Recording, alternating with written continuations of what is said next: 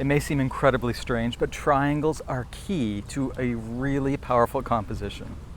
Let me give you an example by using these Japanese snow monkeys. So we're going from the warmth of summer to the cold of the Japanese mountains. So in this situation, I was able to see a triangle. And usually when I'm framing up my photos, I look for geometric forms like triangles or circles or any geometric form that might help in the strength of my composition. So for example, let's just flip to the second picture.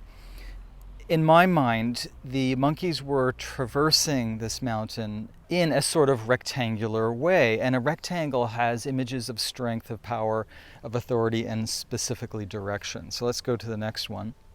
And as we can see, we have a direct path that represents a full triangle. Now these triangles in nature or a built landscape can actually be triangles that you can see, or they can be implied. And when I say implied, it means that the person or the animal is actually traversing or moving within the picture space that suggests a triangle. So let's just go back.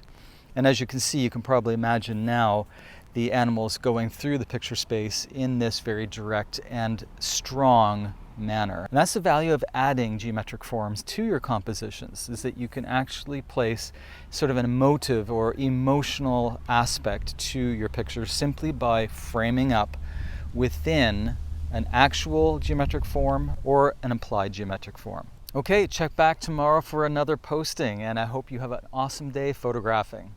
Have fun.